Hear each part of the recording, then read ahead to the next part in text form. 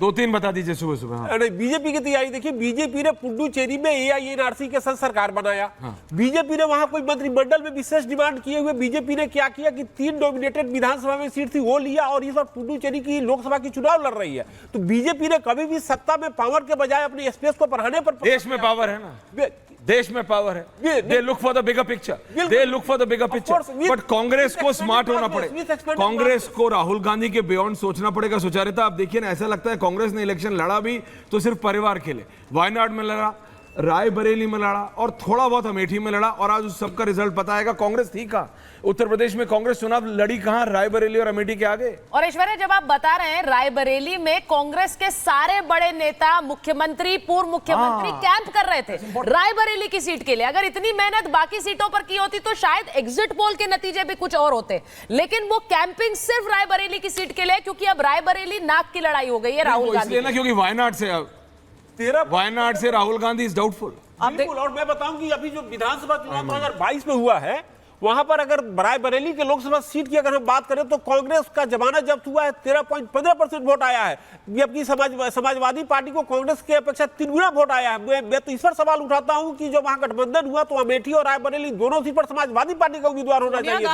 अगर इस ये अपील करनी पड़ती है, मैं अपना बेटा सौंप रही हूँ, ऐसा कहना पड़ रहा है। कांग्रेस पार्टी का देखिए कि कांग्रेस पार्टी 1 सीट जीतती है 2004 में, 2019 में वहां 3 सीट पर दूसरे पायदान पर आती है, तभी भी 3 सीट में राज बब्बर जी का जमानत जब्त हो जाता है, दूसरे नंबर के उम्मीदवार का। राज बब्बर साहब वहां से भाग करके दूसरे राज्य में चले जाते हैं। और एक बहुत छोटा सा अगर कंपैरिजन कर ले 2014 और 2019 के जनरल इलेक्शन से, क्योंकि अगले कुछ ही मिनटों में, जैसे भी सोहेल आपको बता रहे थे कि 22-23 मिनट में रिजल्ट आने वाला है। 19 में यानी 5 साल पहले बीजेपी 303 पे थी, second largest party Congress technically 52 पे थी, टीएमसी 22 पे थी, बीएसपी 10 पे थी। वो 10 कहां जाएंगे इस बार? बीएसपी देखना पड़ेगा। कहा जा रहा है बीएसपी का पूरा वोट ट्रांसफर हो गया है, सीपीआई 2 पे, सीपीआईएम 3 पे, एनसीपी 5 पे।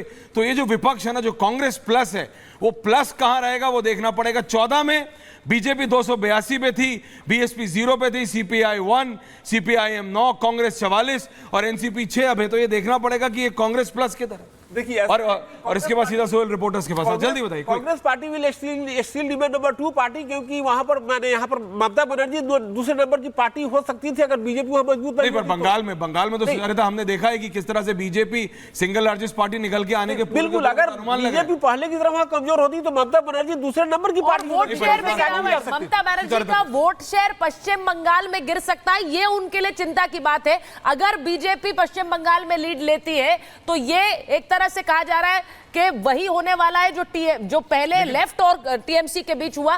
क्या बीजेपी अपदस्थ कर सकती है ममता बनर्जी को बंगाल से? ये आज के चुनाव की एक और बड़ी खबर हो सकती है।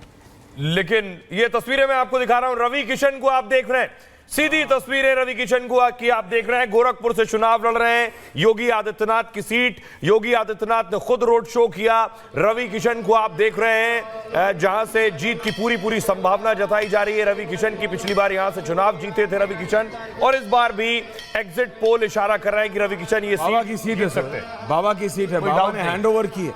योगी आदित्यनाथ की खुद की सीट है, उन्होंने रवि किशन को हैंड ओवर की है। और एक अलग सी बॉनहोमी है उनके और बाबा के बीच में। जब भी आप देखते हैं तो मुझे सीरियस से ज्यादा एक अलग कॉमेडी, मतलब एक अलग पर्सनल कनेक्ट लगता है ना। एक अलग कई बार वो लोगों को वहां खड़े होकर पूछते हैं कि आए थे, पैसे वैसे दिए कि नहीं दिए, चुटकी लेते हैं। हाँ, बाबा उनसे चुटकी लेते हैं। लेकिन उत्तर प्रदेश का भी अगर आप कंपैरिजन करें सिर्फ बीजेपी का सोहेल, तो 2019 में 49.98 यानी मोटा 50% वोट शेयर बीजेपी के पास था। 42% 14 में था। और बाबा के बुलडोजर के बाद अब देखना है कि 42.63 14 में था, 49.98 19 में था, 24 में कितना होगा? बीजेपी प्रोजेक्ट कर रही है 54%। बीजेपी का जो अपना इंटरनल सर्वे है, क्योंकि ये पॉलिटिकल पार्टी सब अपना भी कराती है, तो इनके पास हिमानी कहा जा रहा है कि ये 54% के करीब